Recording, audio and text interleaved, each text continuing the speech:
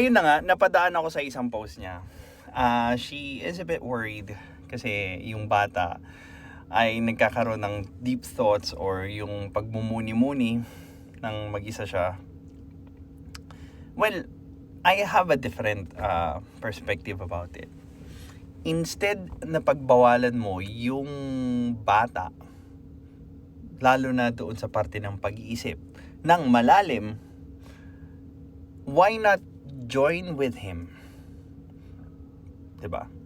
Ask him, ano ba yung mga iniisip mo?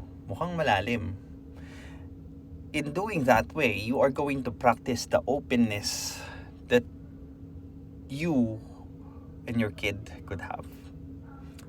If ever hindi man niya maisip, kasi may mga times talaga na pag nag-iisip ka ng malalim, you cannot put words to it yet. So why not ask questions?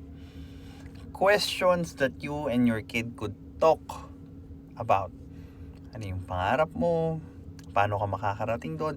Paano mo nakikita yung sarili mo 10 years from this day? Ano na yung mga skill na gusto mong i-develop? Diba? Ano yung pangarap mo sa buhay?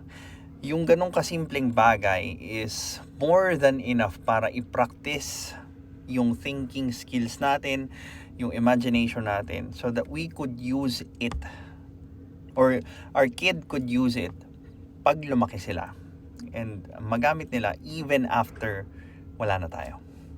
And alam mo ba, sa pag-iisip ng malalim, you could also rediscover yourself doon sa mga bagay na hindi mo alam tungkol sa sarili mo, so on and so forth, or yung limit mo as well.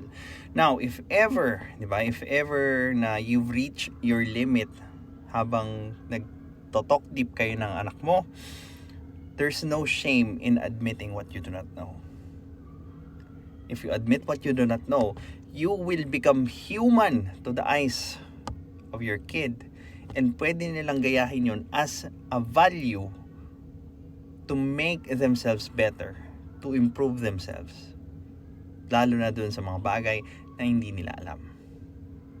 Well, this is your lifestyle coach, Mark. You could book a free clarity session so that we could check whether we could work together towards your goal. Have a good day.